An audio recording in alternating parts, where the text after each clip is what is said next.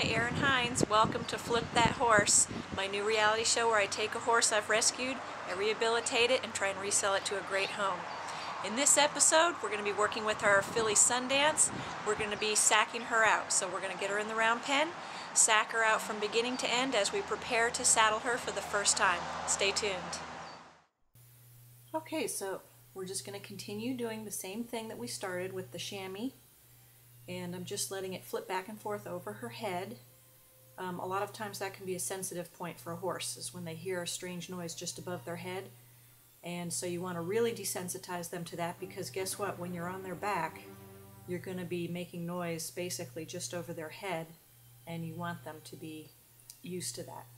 So I'm just going to continue to move it along the ground, move it over her head, and desensitize her to both the sight of something moving in her periphery and also the sound of something over her where she can't see it and down in front of her. Again, this is going to come in handy for a lot of different things down the road, so it's very important to take the time to do this now instead of later when a potential problem shows up. We'll get all the kinks worked out before we even get on her.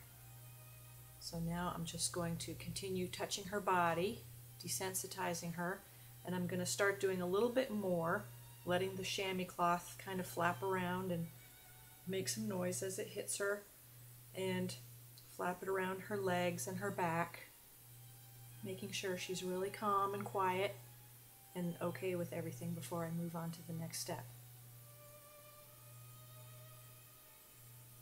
So I make sure to take a break and reward her while she's standing quietly. That's what I want her to do.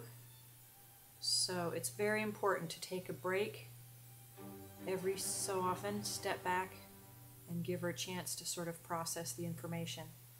And it starts to give them an idea that each thing you do to them has a beginning, a middle, and an end. And that's very important for a horse to learn, because then they're much less likely to panic if they know that whatever you're doing to them is going to end. Good girl. So now I'm going to take the saddle blanket and start sacking her out with that, but instead of just flopping the thing all over her full size, I'm going to fold it up first. It's a little bit less scary, so that's where we start. We start with something easy and then graduate up. So with it folded up roughly into about a quarter of its size, I'm just going to go ahead and start touching her with it all over. And I just go back and forth, making sure I do both sides, because remember, horses tend to be a little one-sided in their learning, so you need to do everything on both sides. And I just do a little bit more each time as we slowly desensitize her. Good girl. So you can see she's alert. Her ears are telling me that she's focused on what I'm doing, but she's relaxed. You can see with her stance that she's relaxed. And as she gets a little bit quieter, a little bit calmer, I'll go ahead and unfold the saddle blanket to half size and continue just to rub it all over her body.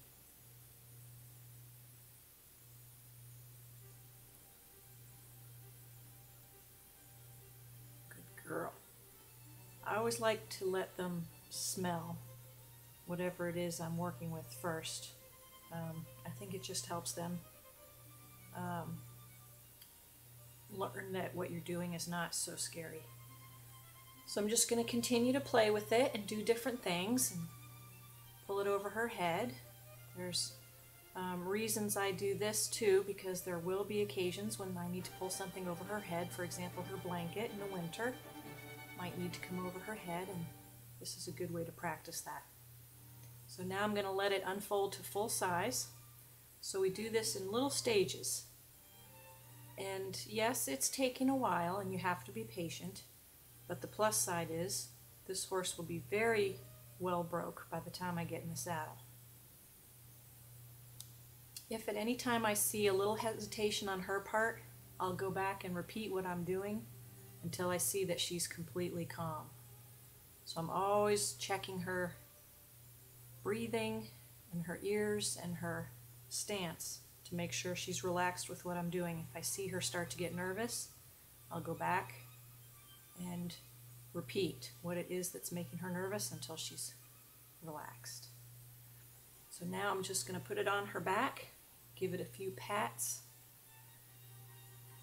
The more I can put it on her and take it off of her, the better.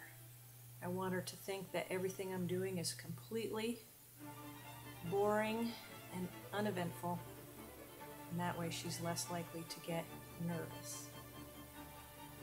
So continuing to pat her and reward her for standing still. I'm going to go ahead and pull it off and put it back on a few times, and pretty soon we're going to get ready to put the saddle on her.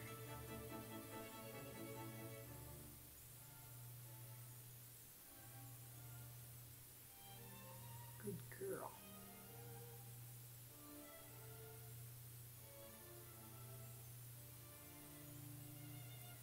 At this point I'm patting a little bit so it makes a little bit of noise, patting with my hands, and just leaving it on there.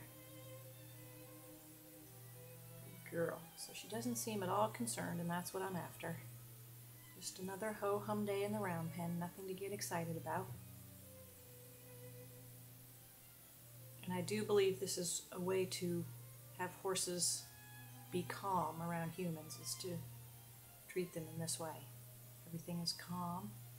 There's no sudden movements or anything that might scare her. So now I'm going to get her used to the girth.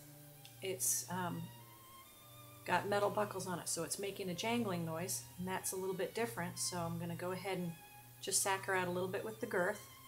Now the saddle pad just blew off there onto the ground. Remember when we were doing the work with the chamois cloth and I was taking it from her back to the ground? And that's exactly why. Right there, that saddle blanket blew off onto the ground, and that's something that might have spooked a lot of horses. But since we had already desensitized her to that, she didn't even blink an eye. So that's a good example of why we go through all these steps and why they're so important. So now I'm just rubbing the girth all over her, and I'm letting the buckles make some noise. Girths tend to make a little bit of noise, so do saddles. So I want her to be used to all the noises, in addition to what it feels like to have it underneath her. So this is good if I go to throw the saddle on one day and the girth flops down and makes a noise. It's not going to bother her. So she's being absolutely perfect. She's standing perfectly still. She's nice and relaxed. She's alert. She's paying attention to what I'm doing. And remember, I have no halter on her at this point. She's completely free to go anytime she wants, but she's choosing to stay there because she knows that's where her safety zone is. And if she did decide to walk off, I would just call her back and continue with what I was doing. So at this point, we've got her pretty well sacked out. I'm confident that she's going to be calm and quiet when I put the saddle on her. And that'll be the next step.